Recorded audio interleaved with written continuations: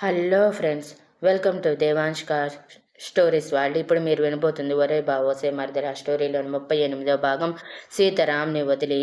నేనేమన్నాను బావా, నేను జస్ట్ నువ్వు నా కోసం కష్టపడుతూ ఉంటే ఇలా వచ్చాను అంతే అని ఏమీ అర్థం కాక అంది సీత.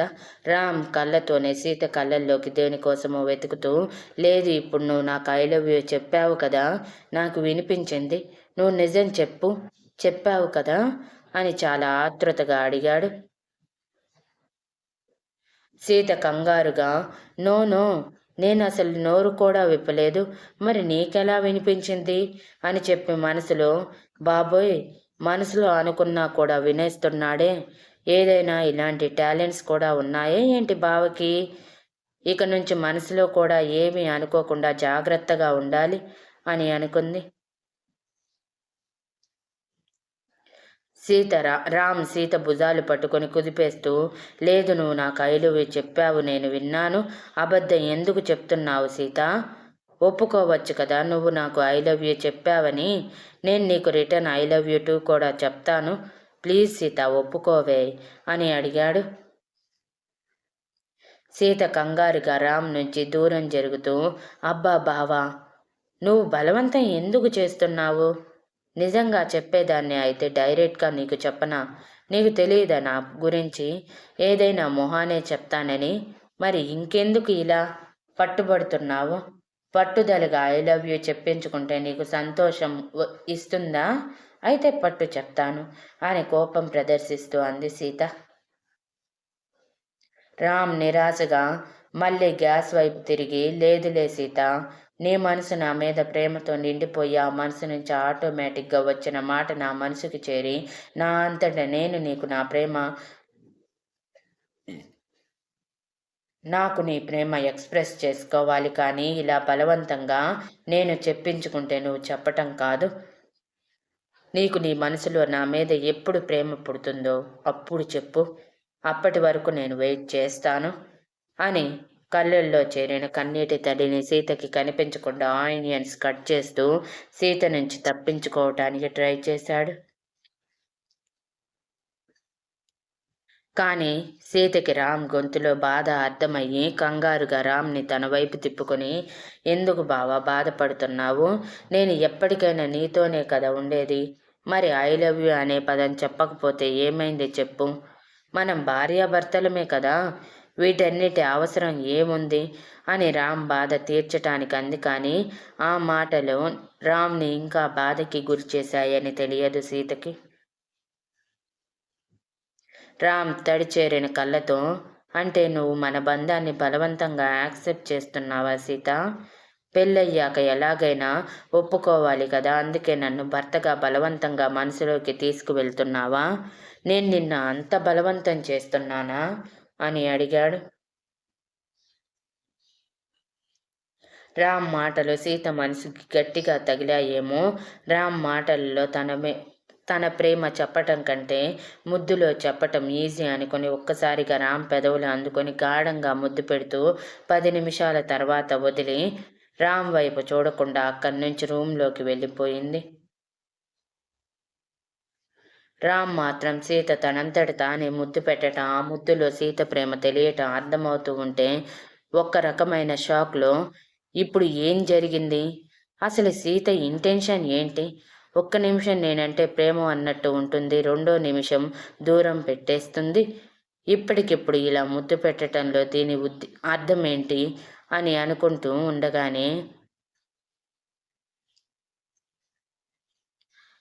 స్టవ్ మీద కర్రీ మాడిపోయిన స్మెల్ వస్తూ ఉంటే ఆలోచనలు కష్టంగా పక్కన పెట్టి వంట చేసేసి సీత కోసం రూంలోకి వెళ్ళేసరికి సీత బాధగా రామ్ ఫోటోని పట్టుకొని బెడ్ మీద కూర్చొని ఉండటం చూసి కావాలని వదిలేసి ఫ్రెష్ అయి వచ్చి ఇంకా అలాగే ఉన్న సీతని చూసి కోపంగా ఆ ఫోటో లాగేసి, ఎందుకు ఇప్పుడు ఇంత డల్గా ఉన్నావు అని సీరియస్గా అడిగాడు. సీత ఏమీ లేదు అన్నట్టు తల అడ్డంగా ఊపి పైకి లేవగానే రామ్ సీత తలని పైకెత్తి, ఇప్పుడు ఏమైందని సీత? ఎందుకు ఏడుస్తున్నావే? నేనన్న మాటలకి హర్ట్ అయ్యావా అని తడిచేరిన కళ్ళని తుడుస్తూ లాలనగా అడిగాడు.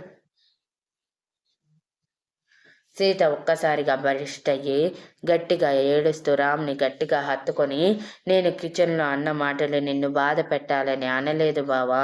ప్లీజ్ నువ్వు ఆ మాటలు పట్టుకొని బాధపడుతూ ఉండకు. నువ్వు నన్ను బాధ పెట్టినా తట్టుకుంటానేమో కానీ నువ్వు బాధపడుతూ ఉంటే చూడలేను. ప్లీజ్ బావా అని అంది. తను అడిగిన ప్రశ్నకి సీత బాగా హర్ట్ అయ్యిందని అర్థమైన రామ్ నెమ్మదిగా తన వెన్ను నిమురుతూ, చచా, నేను ఆ ఉద్దేశంతో అనలేదురా. నువ్వు బలవంతంగానే ఏమైనా నన్ను యాక్సెప్ట్ చేసావేమో అని చిన్న భయం, అందుకే అలా అన్నాను. అంతేకాని నిన్ను హర్ట్ చేయాలి అని కాదు. నువ్వేంటో నాకు తెలియదా చెప్పు. ఏడవటం ఆపుమా. నువ్వు ఏడిస్తే చూడలేను నేను అని మాటలతో తనని లాలిస్తూ అన్నాడు. సీత కష్టంగా అని అనగానే రామ్ సీతని దూరం జరిపి, ఇక ఏడవకూడదు. మా సీత ఏడ్చే టైప్ కాదు, ఏడిపించే టైప్. పద నీ కోసం చికెన్ వెయిట్ చేస్తుంది. చాలా కష్టపడి చేశాను అని అన్నాడు. సీత తన కన్నీళ్లు తుడుచుకొని హుషారుగా, అవునవును, నా ఫేవరెట్ చికెన్. పైగా నువ్వు చేస్తే ఆ టేస్ట్ వేరే లెవెల్. చల్లారిపోతే ఆ టేస్ట్ రాదు అని అనగానే రామ్ నవ్వుతూ పైకి లేచి తన కన్నీళ్లు తుడిచి, ఇంకెప్పుడు నువ్వు ఇలా డల్ అవ్వకు. పద, ఈరోజు నేనే నీకు తినిపిస్తాను అని చెప్పి సీతని తీసుకువెళ్ళి గోరుముద్దలు తినిపించి ఆ రాత్రికి ఆలోచనలన్నీ మరిచి ప్రశాంతంగా నిద్రపోయారు. ఆ రోజు నుంచి సీత రామ్ ఇచ్చే వర్క్ 1కి 2 సార్లు చెక్ చేసుకుంటూ ఎర్రర్స్ రాకుండా చేసి రామ్కి ఇవ్వటం, రామ్ అదంతా వెరిఫై చేస్తూ కరెక్షన్స్ ఏమీ లేకపోవటంతో సీతని మెచ్చుకోవటం జరిగిపోతున్నాయి. మరోవైపు అమిత్ ఒక్కసారి రామ్ దగ్గర ఇరుక్కోవటం, రామ్ గట్టిగా వార్నింగ్ ఇవ్వటం, అమిత్ బెదిరిపోయి అసలు ఆ టీం నుంచి మారాలి అనుకున్న అన్ని టీమ్స్ ఫుల్ అయ్యాయని తప్పక రామ్ టీంలోనే వర్క్ చేస్తూ అసలు రామ్ దగ్గరికి వెళ్ళాలంటే భయపడి వణికిపోవటం జరిగిపోతూనే ఉన్నాయి. మరోవైపు నిత్య కష్టపడి రామ్ని మర్చిపోవటానికి ట్రై చేస్తూ అందులో ఎంతో కొంత సక్సెస్ అయ్యి తనని తాను ప్రూవ్ చేసుకుంటూ వర్క్ మీద మాత్రమే కాన్సన్ట్రేషన్ చేస్తూ ఉంది. అప్పుడప్పుడు సీతతో రామ్తో మాట్లాడుతూ సరదాగా ఉంటుంది తప్ప రామ్ని ప్రేమగా ఆరాధనగా మాత్రం చూడటం లేదు. సీతకి నిత్యలో ఆ స్పోర్టివ్ నేచర్ నచ్చి బెస్ట్ ఫ్రెండ్గా చేసుకుంది. ఇప్పుడు నిత్య రామ్ కంటే ఎక్కువగా సీతతోనే మాట్లాడుతూ తనతో కలిసిపోయి ఒక్క కృష్ణ తన అన్నయ్య తప్ప మిగిలిందంతా షేర్ చేసుకుని రామ్ని ఎలా ప్రేమించిందో కూడా చెప్పి గిల్టీనెస్తో సారీ అని అడిగితే సీత పట్టించుకోకుండా అసలు ఆ టాపిక్ కూడా అవసరం లేదు, ఇట్స్ అన్ అట్రాక్షన్ అంతే, ఆ వయసులో అది సహజం, వదిలేయని ఈజీగా తీసుకుంది. అలా మరో 4 రోజులు గడిచి సీత ఫ్రెండ్స్ అందరూ వర్క్లో కొంతలో కొంత పర్ఫెక్ట్ అయిపోయారు. నెల తర్వాత సీత తన ప్రిపరేషన్లో తను ఉంటే ఒకానొక రోజు సీత రామ్లని మిస్ అయిన ఫ్యామిలీ మొత్తం సిటీలో దిగి ఫ్లాట్లోకి వెళ్ళి సీత రామ్లకి సర్ప్రైజ్ ఇచ్చారు. వాళ్ళందరినీ సడన్గా చూసిన సీత షాక్ అయ్యి, మీరేంటి ఇక్కడ, ఎందుకు వచ్చారు అని అడిగింది. రామ్ సీత తల మీద మొట్టి, ఏంటే ఎప్పుడొచ్చారు అని అడగటం మానేసి ఎందుకు వచ్చారని అడగటం ఏంటి అని సంతోషంగా వెళ్ళి సూర్యనారాయణ గారిని హత్తుకుని, ఎలా ఉన్నావు తాతయ్య అని అడిగాడు. నాకేంటి రామ్, నేను బ్రహ్మాండంగా ఉన్నాను, మిమ్మల్ని చూడాలనిపించి వచ్చాను, వద్దంటే చెప్పు, వెళ్ళిపోతాం అని సూర్యనారాయణ గారు సరదాగా నవ్వుతూ అనగానే, దాని మాటలు పట్టించుకుంటున్నారా తాతయ్య, దాని గురించి మనకి తెలియదా అని సీత వైపు చూడగానే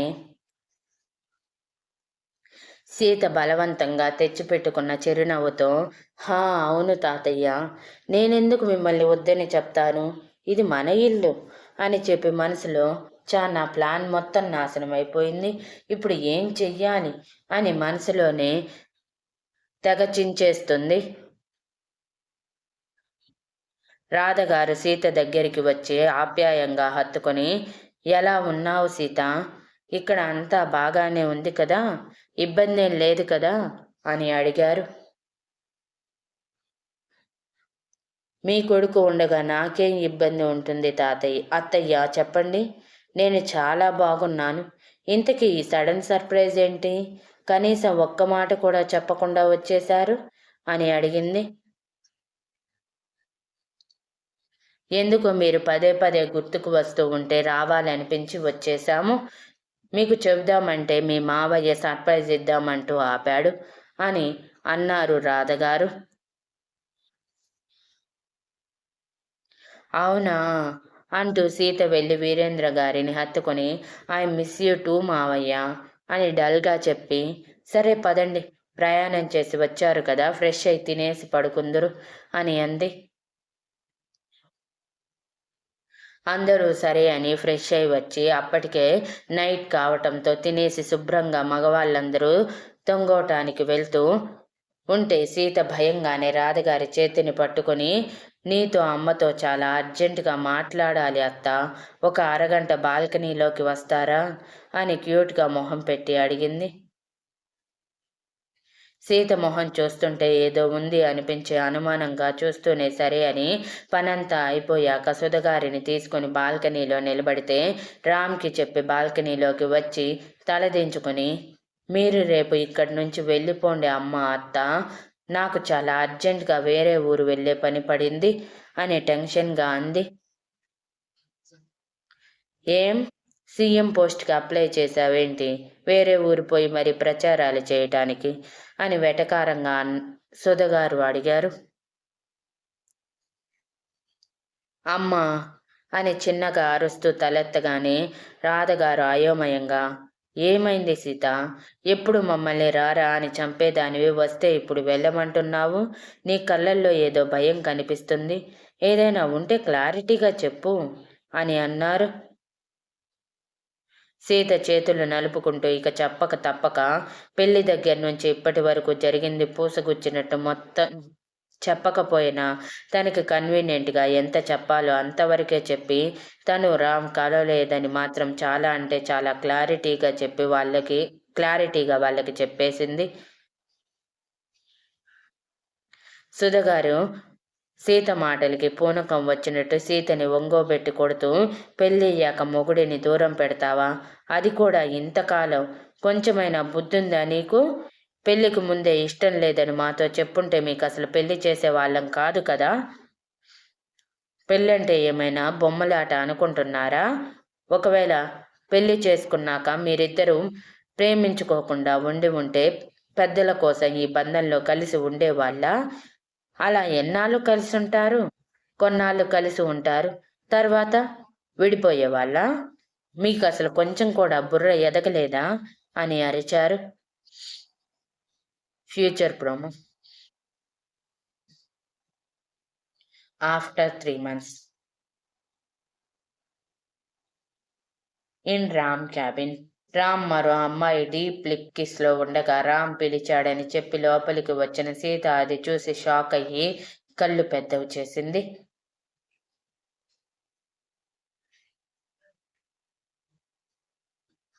Thank you for listening and please like, share, comment and subscribe.